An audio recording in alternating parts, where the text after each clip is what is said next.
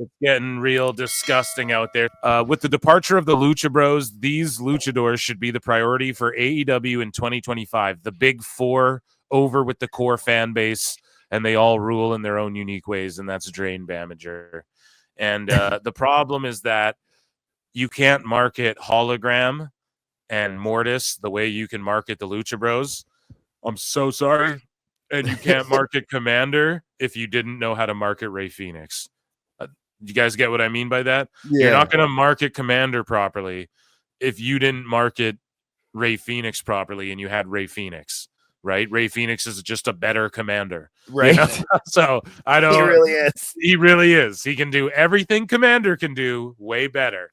And more. And he's already over, with people around the world, So, and then Bandito, I mean, he's had troubles with visas, and I mean, he really does get over wherever he's at. WWE wanted him badly. I just laughed because they brought him back on ROH and he hurt himself. Like that's what I mean, dude. So they just watched him. If he's in AEW, he's not going to get over. Yeah, right. But he, if he go wherever he's been other than AEW, he's been able. Like if they couldn't get Penta over, I just don't think they'll get Bandito over, dude. I'm sorry. So, and if they can't get Penta over, like an over is in Penta's already over, but AEW didn't push him or present him the correct way.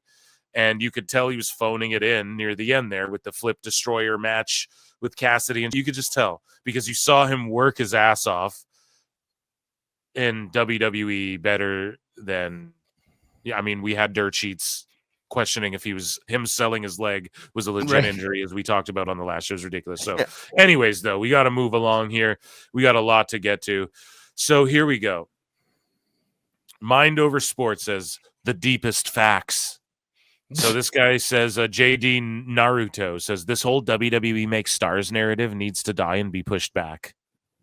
Okay, so they've made every major pro wrestling star in the last, when did WWE, since the 80s? Yeah, or maybe they stole a bunch then, but let's be honest here. Hogan was made in WWE, Austin, Rock, everything. So made let's say national stars. Yes, let's say the 90s onward until now, they made every star that is in pro wrestling that is worthy, that you could even say is a star in comparison.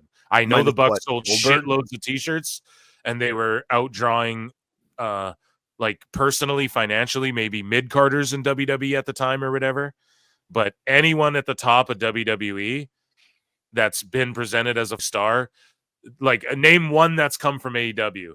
If they were stars in AEW would have presented Penta this way and rolled out the red carpet and all of that. And they didn't. They fumbled every opportunity with every chance they had. That's on them. They fumbled Jade Cargill. Jade Cargill wasn't a star because of AEW. She was put on TV because of AEW. That's awesome. WWE sees her. They go, okay, she wants to be here because we know Jade wanted to be in WWE the whole time.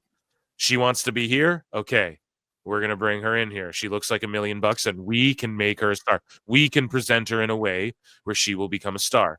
Anybody who's been like a star, quote unquote, in AEW has tapered off, whether that be Edge, whether that be MJF, their own guy, who was really white hot. Now he's just, everyone calls him a hack, one-trick pony. People are fed up with it. They roast him now. He's like a joke. People are like, nah, he wouldn't even make it in WWE. He can't do anything. He doesn't know what he's doing other than, he just like puts on a match and then, and like he's a good wrestler and stuff, but he always does stupid in his match. Like he goes overboard sometimes, I feel like. And then he just resorts to the same tactics with his promos. And then when he tried to go babyface, they fumbled and squandered that whole devil thing. And it was just terrible, man. So even, and I know your first push doesn't, like MJF will do fine in WWE. Yeah. I'm sure of it. But WWE will make him a true star. Right. Or he does it himself because of the movies he's in and stuff. But here's the thing. And I pointed this out last show. Lexis King, they didn't present as an A-list Raw star. This is why it's Cope. You guys are like, oh, the stars. Who have they brought over? Jade Cargill and Penta. They brought Cody back in years ago. And he was already over in WWE before he left. He wasn't like over like Rover, but he already had his Cody run and was doing Stardust. Like they looked at him probably is, hey man, I don't even know, you're just going to be a goober because you're a lifer with us type thing. And then he went and did his own thing, but that's not his indie run is like what made AEW even a possible thing. So no, Cody's star power was like self-made the way And it was a Cartel. welcome home too. Like that's a Yes. big part of it. It was like because we watched him. If you were watching back then, we watched him grow up from like coming out with Dusty and getting killed by Orton, and then growing into a guy and then kind of getting screwed. And so there's a lot of that with it too. But he's not. he was a WWE. AEW. Yeah, AEW maybe like elevated what he'd be able to get in negotiating with WWE to get back there, and like maybe have them, because you guys don't understand with squandered opportunity, or the PWT universe does, but these sickos with squandered opportunity, people who are actually observing go, oh, they this up, we could work with that. That's what even Vince saw, that's what WWE saw, that's what I'm sure Triple H saw, that's what Cody saw for sure. And he knew like this wave was coming. I've beat this to death already as well, but I'm just saying this, man. They saw that how the fans rejected Cody and the potential he had. And me too. I always saw it as, oh, Cody's going to try and create the next Starrcade and go head to head. Like he's looking at this like we can do sports entertainment over here too in a different way, but go mainstream with this like WWE, and we have the resources, and that's just it. You see it and you're like, oh, they have the resources. They could actually do this. They could actually put WWE on their back foot one day. They could play catch up at least. And instead they just sort of regress the whole time. And that's where Vince and I'm sure Triple H and Cody all saw, well, they fumbled me over here. They don't know what they're doing. But if you see this vision and what I built on this indie thing and how the only reason AEW exists is because of this indie thing that I was doing for all over like multiple countries, all over the world, really. And so they understood how that could add value to what they were doing. Now look at Alexis King. Okay, well, actually, let's look at Punk. He's not an AEW star. He's over. They were chanting CM Punk for almost 10 years in WWE shows until he came back. So Punk's a star. Who else? Lexis King is a lower mid card guy in NXT who's in Reality of Wrestling sometimes. And you have Jade Cargill, who went main roster but is like a tag level. She hasn't even threatened at the women's title really yet, so she's like a tag title level wrestler so far. They haven't pushed her to the moon, skyrocketed. Yeah. Penta comes in, he beats Gable. Okay, he looks like an absolute star. Ethan Page, the other one. Yeah, I think he'll get a good push. And then Ethan Page, he got brought in and he's pushed at not a main roster. They didn't bring him in like the next coming of Christ. He's a NXT level guy. So that's below main roster.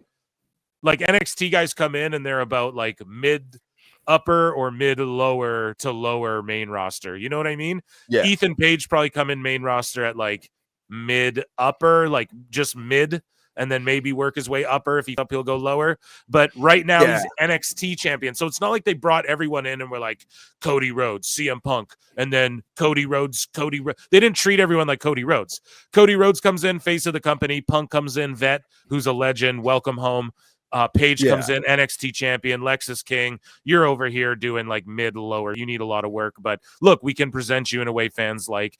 You over here, you are Jade, you're a tag team champion. Like they didn't bring everyone in and just you're the faces of the company. And so all this coping these people are all doing, and when they go the deepest facts, that's the dumbest thing ever. It reminds me of this clip of Joe Rogan and Brendan Schaub talking, where Joe Rogan's like, "Man, it's a big deal," and then Brendan Schaub's like, "The biggest of deals. It's the biggest deal." And then Rogan's like, "Oh man, it was such a toss up. Man, the biggest of toss ups." And like literally, he's doing that this whole show. They counted 20 times. The deepest facts. What do you mean the deepest facts? Just say facts, you idiot. So like, just these people are saying, okay, this whole WWE makes stars narrative needs to die and be pushed back. That WWE monopoly mentality and propaganda is cancerous to the IWC and WWE fans and those wrestlers that's drinking the Kool-Aid. So all the wrestlers don't know better than this mark right here. And he goes, because they're hooked in those pods from the Matrix. Okay. And then this guy goes, the deepest facts, this mentality has literally destroyed the potential of the wrestling business. to really go mainstream at the level it was in the late 90s. It's the most mainstream it's been in how fucking long, bro. This mentality serves another purpose: to allow WWE to regain its position as the only major promotion in town. Well, it is, but it depends. Like, if you guys want to consider AEW a major, then okay, then TNA's a major, MLW's a major, all these GCW's a major, so then you're full of much to the dismay and misfortune of fans who dislike everything that culture represents. What? And yearn for real change. True wrestling fans are not asleep at the wheel. Be a truth seeker, not a blind follower. So these people are literally spiraling. As I pointed out here, it's always an Alex Jones conspiracy with these people. Always, man. It's always some weirdo with these people where it's the bots. Oh, do you notice our hashtags aren't showing up? And then you point out to them, yeah, you guys are writing, you guys are spelling dynamite wrong. They were spelling dynamite wrong, and dynamite was the wrong hashtag. And even Tony Khan was like, yeah, and we're noticing with our hashtags, it's no, you guys are spelling it wrong. Y'all know that? Same with World's End. Do y'all remember that? Scully Vibes checked in with the show and World said, Ends. yo, they're spelling World Ends wrong. They got the wrong thing trending on Twitter. That's nobody's fault but you idiots. And Meltzer going, actually, it's well-read, well-educated. Really? Because there's more WWE fans. So I'd assume that since there's like way more of them, that I'd assume more of them are probably like more educated and the price gouging. Okay, well, AEW's tickets have gotten cheaper and WWE's have gotten more expensive, and just more and more people are buying them. So is it really just dumb, low IQ idiots, or is that just a cope lie that it's always a conspiracy with these fools? And so I quote tweeted and said, it isn't a conspiracy. It's not some life-altering, brain-shifting, red pill, matrix pod. You sickos are struggling and saying dumb like this because you're trying to reinvent the wheel, but are too dumb to know that's what you're doing. And this is what I mean. They're trying to reinvent what wrestling is. They don't know what they're even talking about. So they're trying to be like, it should be this thing. And we're all sitting here like, but it's not even, you guys don't get it. That's not what this is. You're in the wrong thing, right? That's why Jim says, go watch the circus or whatever. Like you're doing the wrong thing, folks. So as far as like Tony Khan's on TV with AEW, you have to put on a goddamn good television show as well as put on a good wrestling show. That's two components. It's not just the wrestling. Like, it's not just the wrestling. Every sport understands this. Every TV show understands this, other than AEW. I don't get it. And then they try and tell stories, and then they're mediocre. It's just a series of things happening with no time to let anything breathe. It's just now. Let things breathe. They don't understand that. They don't understand that concept. But anyways, I'm just like, yeah, they're too dumb to know that's what they're doing. People have known how to do wrestling and TV for like 100+ years. You guys are trying to put square pegs in round holes and are acting like you're Terrence Howard doing algebra equations in an attempt to figure out why AEW isn't as good as WWE when it's just not a good TV show or wrestling show unless you're there live, because almost all indies are fun live. And people get offended by that, but they put on like an indie show. Go to your local indie. It's pretty much AEW, just less vignettes. Right? It's just people come out, they tell their story quick, they have a match, they do get all their in. Okay. And then that's fun because you're there live and you're drinking 4 beers and you're screaming. And because you're seeing flips and live, it's fun. You're not going to hate on it live. You know what I mean? But he says it's not about copying I say it's not about copying WWE. It's about doing pro wrestling correctly and then doing TV correctly. Something AEW hasn't figured out yet. It's very simple. It's all it is, man. Anyways, so Wrestle Cringe says, oh, here, joining us on the show, ladies and gentlemen. Do I got music for this guy? Here, we'll just hit the MJ from NJ, ladies and gentlemen. Nice. Here, what's up, MJ? How you doing? Gentlemen, how are you this evening? Yeah, sorry to give you a waiting, dude. I'm just going off on sickos here, dude. I love it. I get to watch the show from backstage. It's fantastic. It's nice, right? Well, you made the show. You made the sicko mode. Yeah, no doubt, dude. Sicko mode for sure. It's a brilliant segment, but you are actually here. You're in the bookmarks here, so perfect timing. Imagine the lack of awareness, you said, that went into this from the same person trying to get JD from NY fired. Look at this cringy Kakan gaslighting dork. Just another pathetic excuse for an engagement account that offers the quality of a bad episode of Rampage. Probably should he took a shot because he says probably should have kept this tweet in the draft. So here's Wrestle Cringe, one of the most cringest.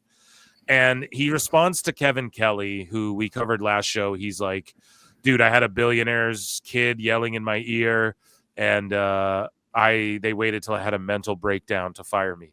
Wrestle Cringe is like, who admitted, by the way, he's trying to get JD fired from HOG Wrestling. Like his stated goal. Yeah, he's like, my goal is to get JD fired. And it's like, all right. But anyways, though, he says mental health struggles are a serious thing, and I'm glad you are seeking help and hope you are doing better. However, like, you piece of shit, you're scumbag. You're mad somebody hired you and gave you direction on how they wanted things done. Also, probably should have kept the fringe political to yourself. The thing, man, people were talking about him, so he went to HR. So he's like, keep the fringe stuff, and it's like, Wrestle Cringe, that's not what happened even. So let's say it is fringe. Alex Jones, listen to me. He didn't do that, though. So let's say he does believe in that stuff. Guess what? That's not what he did. To your point, Phil, like, they make up their own version of reality and then live in it and then regurgitate it from account to account as if it was something that really happened. So, like, what you're saying is this is not what happened with Kevin Kelly. And yet to them, like, this all is about Kevin Kelly being some, like, deep conspiracy theory, like QAnon person, which is like, where have you been where, like, you missed the whole part that this is not exactly the issue at hand? Yeah, dude, it's always conspiracy theories, as we just talked about a moment ago. It's always like some other reason. It's always like, oh, you said this thing, and then it's like, well, where did they say that? You can't find it. Oh, you're fringe political. Where did he say fringe political? Rick Abani was burying him in a Discord, and then he went to human resources. How is that what he did at all? And then somebody hired you and gave you direction. Okay, so when Vince McMahon is yelling in Michael Cole's ear, and then we're all applauding when Michael Cole's allowed to be free and say whatever he wants. Lord knows I want to break free. And then when Tony McConn's doing it, though, and I showed you guys a clip last show of what Tony's doing in the headset. He's like, oh, yeah, oh, that's awesome. That's literally what he's yelling in the headset. I played it. There's a video. I have it. 10 minutes of Tony Khan. It's on my YouTube page. The unedited version's over on Patreon, patreon.com/prowrestletimes. And it's 10 minutes. I clipped every moment he appears in All Access. I didn't edit it. I didn't edit it to make Tony look dumb. It's just every time he appears or is mentioned on that show, I compiled it in a video just to show you all. And he's literally in the headset being like, no, get Austin. No, that's great. Yeah. Like, he's literally just yelling and going, oh, I love that. Imagine you're trying to do your job and a guy's just yelling that. You guys are probably annoyed hearing me do a impression of it. So imagine that. And that's why Shivani just says everything's great. Yeah, dude. It's great. This is great. I love AEW. If you've noticed, his phone's ringing. If you've noticed, it's also why they keep doing half sentences and stop speaking mid commentary. Yeah. Anyone pick that up? It's been happening where, like, they start down this line of thinking where they're saying something, it abruptly ends, and then somebody jumps in and plugs something, and you never hear the rest of the thought. Yeah, Tony has no business. Like, show me where he's ever had any business being in guerrilla position, producing television or telling people like what to do or where to be on a TV show. Is Collision on right now? Is that a thing? It might be. Can I get in some things on Kevin Kelly real quick? What's that? Can I get some things in on Kevin Kelly real quick? Yeah, go ahead. Kevin Kelly was the voice of English commentary for New Japan when New Japan was really succeeding here in the United States and when it was probably at its, like, critical peak. He called all the big matches. He also notoriously did this with very little direction. As we just learned, there is very little production and direction given to the English commentary of New Japan. With that said, and this goes to, like, a bigger issue with, like, AEW's hiring, they bring in a Kevin Kelly and it's not to let Kevin Kelly do what he does best, which ironically would be great for AEW because they have all this New Japan talent now that Kevin Kelly knows their history, knows their stories, was able to communicate that to an English-speaking audience during the peak of New Japan. No, Tony Khan yells in a headset at the guy, which is not something he was good at. It is not playing to his strengths, and it is trying to fit like a square peg in a round hole. So Kevin Kelly was not put in a position to succeed. And it was at the detriment of AEW because AEW could really use somebody like that. Who has more business calling Jay White and Okada and Ishii and Will Ospreay and Kyle Fletcher? Who has more business and Kenny Omega calling their matches than Kevin Kelly? Like, this is the guy that made all those talent stars in New Japan. They don't know what they're doing, MJ. That's all I can say. Anyway, it's long-winded, but like I feel it's important. No, it needs to be said. It's a valid point. People need to understand, like, Kevin Kelly was great and is great.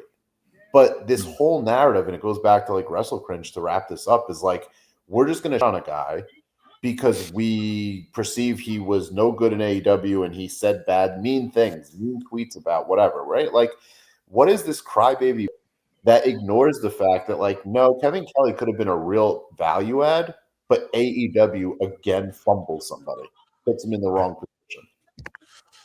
Speaking about fumbling, Mrs. Corny, Stacy Cornett, friend of the show, could be listening in tonight, maybe later. Who knows? Probably has something better to do on a Saturday night. But friend of the show, checks in with the PWT universe frequently, and she tweets this out and goes, "Please don't call my private phone or email. Private message me to contact my husband for interviews or bookings. This will not get you interviews or bookings and most likely blocked from further contact. Contact at the Jim Cornette through the proper channels. Thank you for understanding." And yeah, I think I quote tweeted it and I was like, amateurs or whatever. Yeah. So funny. And sorry you got to deal with that. Of course, she probably deals with a bunch of. Yeah. So I was gonna bring this to the last show. This Mr. Teshk guy. So I guess he's someone. I guess he has like 4K subs, and he was friends with like Suplex, and I guess Suplex, like, you know, friend of the show here, like disowned him. And this guy, I guess, was creeping on some of these other content creators like Wheezy Blonde and. I don't want to name names. I think it was that Wheezy Blonde girl for sure. Again, I'm not over familiar with this there's a whole little clique of these like wrestling reactor people. They get featured on WWE. They're the people who get featured on WWE and everyone gets triggered by it. You know what I mean? And it's like, come on, guy, you really mad at these people like getting theirs, you know? Yeah, this is one of them, I guess. He's in the group of the Con Man Wrestling and Santi Zap or whatever. He was in the group, whatever. I guess they banished him and he made this statement. So what had happened was, I don't know. Where do we start? So Wheezy Blonde here makes this statement. So let's play her thing. And she, like, you guys seen her probably at the front of WWE Raw when they're like, the return, Penta's debut, and they show all the influencers reacting. And this melted down. So this happened in the midst of all the sickos being like, all these WWE paid shills, blah, blah. You know, the sickos were getting mad at all these influencers. We covered it a bit. And then, I don't know, I guess there was like a Harvey Weinstein among them or something. I don't know. Not that level. But this guy, I guess, is like a creep. And so she posted this video, and I want to cover it because it literally is IWC Sicko, but in like the YouTube realm, not so much X and like Facebook or wherever we're lurking. So let's check out what she has to say here. You guys know me. I don't ever talk about, I never bring up, but I have been very, very nice to this person. I have kept this person's name out of my mouth. I don't like empty threats. I don't like stupid. Leave me alone. And that's it. I don't have to do some cringy, stupid, dramatic. Nicely said. You're stealing my gimmick or what? No. No. I just want you to know that I know. Whether you're talking about me, whether you're talking about other people, we don't do that in this community. We don't threaten other people in this community. No one is stealing any opportunities from any. I guess what happened, sorry, I should give some context too. I guess like whenever he's around or like he's DMing all the girl content creators, like you want to, not like, I don't know if he's saying that, but he's trying to slide in all their DMs, and I guess he's got a wife, and whenever he's around them, he's creepy, and they all felt uncomfortable, and she's the first one to speak out because he made some weird threat or something on a video that we're about to watch in a second. Yeah, dude. So this is what I mean. Even the content creators that you're like, oh, these guys are featured on WWE, their show, they got their drama going on in the IWC too, bro. anybody else. We all want to succeed. There's a seat at my table for everyone as long as you treat me with respect. I think we get more live viewers than some of these, though. And Peter, no, dude. I ain't hating from outside the club. And we mesh well together. If you've said things to me and spoken to me in a way that I don't want to be spoken to, I'm not going to associate with you. And I don't have to. We don't do that here. Assert your dominance. Beep, beep. Not insertive, assertive, SpongeBob. And it takes a lot for me to do that. If you're going to be dramatic, like dramatic as hell, dramatic. I am so. Okay, we get it. Yeah. What happened? Jesus. Are we sure she's not? Is she real or is that? Listen. There was like 10 billion tweets from like a bunch of different people. So it's not. Watch this video of what this guy said to her. She's like, we don't do threats. Here's what he said on one of his live streams. Like, this is just such an eerie, creepy thing. Look at this. But I'm coming for you.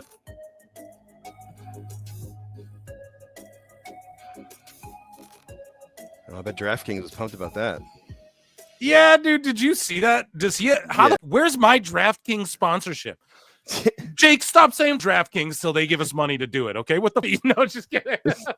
Hey, the logo's on the screen. That's all. I'm just saying. Like, God damn it! Who is this guy? He's giving out warnings. Did y'all see him go? I'm coming for you and wink. Yeah. No, I don't know in context, but that's creepy regardless. And if she felt as though that was aimed at her, I'm not about to call her a liar when everyone jumped and had her back on this. So I don't even know who this Teshk guy was till this happened either, is what's the funny part. But yeah, hey, I have an idea for WWE. What they should sell, and maybe they do. Like, maybe this is what we're looking at here. That that rack in the behind him, like with the titles, like the whole like case. They should like sell like a podcaster starter kit for like. No, I did say when they showed all the people on Raw, I quote tweeted it. I was like, I'm gonna do my show with a blue light and wrestling toys behind me. Do they send them? And like, then people are like, are you hating? I'm like, a little bit, yeah, but I cope with jokes, right? Like, because to me, I thrive to get to that. I want 100,000 subs like JD, but I don't need to tear him down to do that. But I'm just like, I can get there. Why aren't I there? That's how I am as a creative, as an entertainer. You know, you always strive for that next step. So I just take that's how I cope a little bit. You know, I make jokes, but I don't hate any of these people. You can't get mad at any, but this guy wasn't featured. But I think this was the guy who everyone was like, there's no way he actually cares about reality of wrestling or whatever. Like, this guy was reacting to some that like hog wrestling, and everyone is like, there's no way he actually cares. And then turns out he's a creep. For you. He said, I'm coming for you. Then he winks at the camera. And then he like snaps out of his weird psychosis. Right? And he's like, yeah, I'm getting canceled for that. I just did that on the live. There's no coming back from that. I'm coming for you. And then he winks. So Suplex is like, let me address my relationship with Teshk. Yes, he was my friend, and yes, I have defended him in the past. That being said, I was not aware of any of these stories. Okay, good. About his mistreatment of female creators until today. And I'm not saying like, oh, cancel everyone, but enough people were like, yeah, this guy's kind of, I guess, like, you know, Santi Zap, and other guys were like, talk to him too, and they're like, yeah, you stop, we can't associate with this guy. Or like, basically, I don't know. Here's his response, and he basically doesn't take any accountability. He's just like, whatever, peace out, wrestling. It's been a very interesting 48 hours for myself, both online and in.